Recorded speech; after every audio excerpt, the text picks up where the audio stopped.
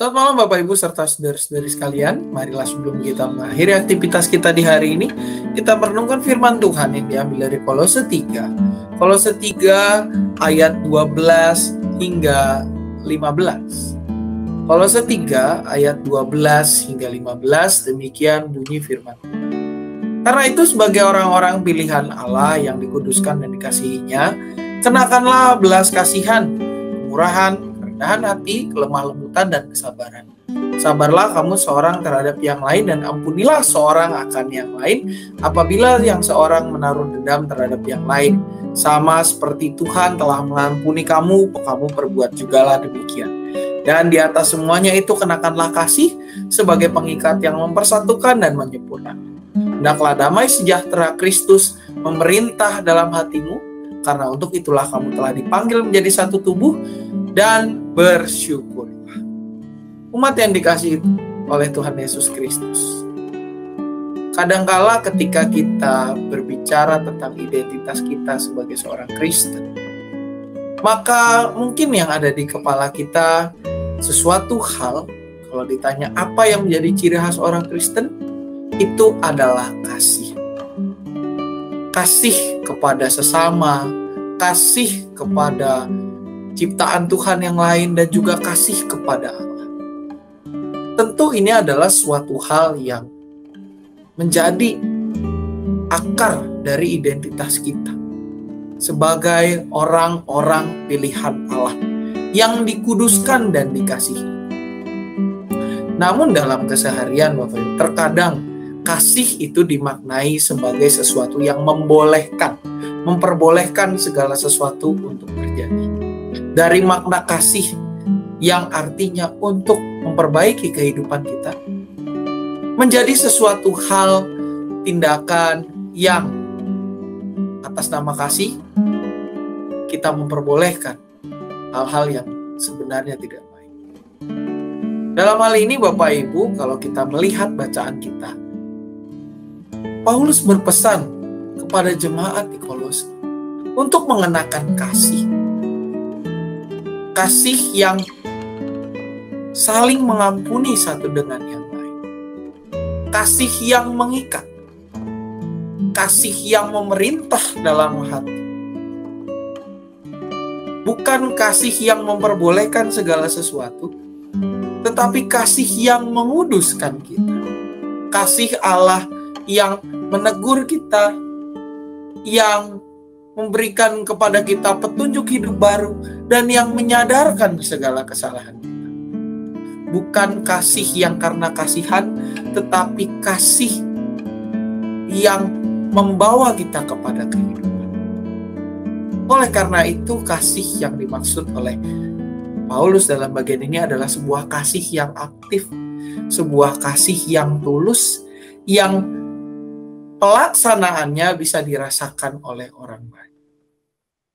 Karena dia berisi kemurahan, kerendahan hati, kelemah lembutan, kesabaran, dan berisi refleksi atas pemaknaan kita terhadap kasih Allah yang menyelamatkan kita.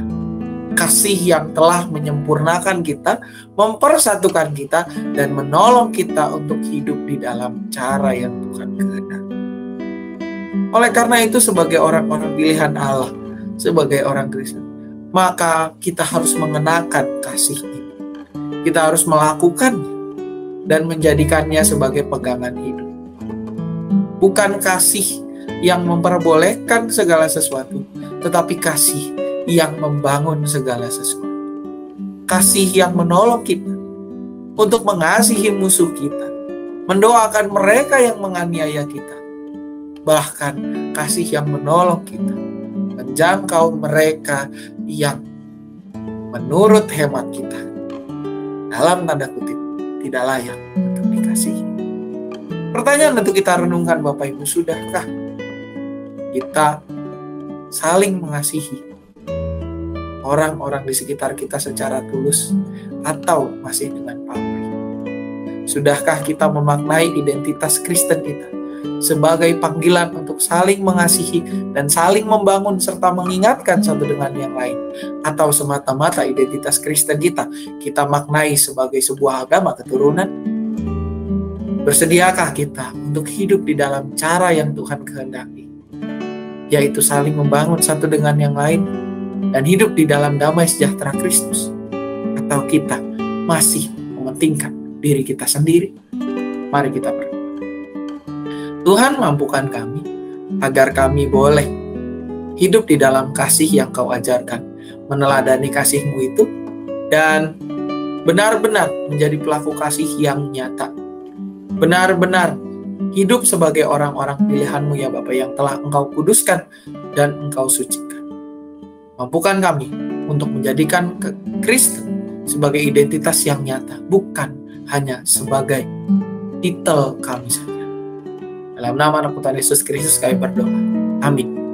Umat yang dikasihi oleh Tuhan Yesus Kristus mengingatkan bahwa pencalonan penatua sudah dibuka. Bapak Ibu serta saudara-saudari sekalian dapat mengisi nama-nama calon lewat formulir yang dapat diminta di meja penyambutan dalam ibadah minggu, atau dapat diminta di tata usaha gereja pada hari biasa maupun hari Minggu.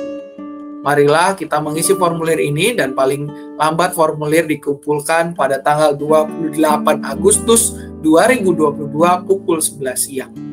Marilah kita mengisi, calonkan nama-nama untuk kemajuan gereja kita dan juga untuk pelayanan yang lebih menjangkau lagi. Juga mengingatkan kepada rekan-rekan guru sekolah minggu bahwa hari Sabtu besok ada persiapan guru sekolah minggu pada pukul 7 malam secara online. Diharapkan semua guru sekolah minggu dapat ikut dan dapat datang secara online tepat waktu, sebab persiapan akan dimulai pukul 7 tepat.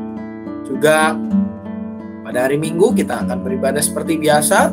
Ibadah umum pertama pada pukul 7, ibadah umum kedua jam 9, ibadah remaja pukul 9, kelas-kelas sekolah minggu dari kelas Daud sampai dengan Immanuel, kelas 1-2 SMP pada pukul 9, dan kelas Daniel sampai dengan Esther masih secara online di YouTube Komisi Anak GKI Cijeruk pada pukul 8. Kiranya ini semua menjadi pemberitahuan dan berkat bagi kita semua. Selamat malam, selamat beristirahat. Tuhan Yesus memberkati.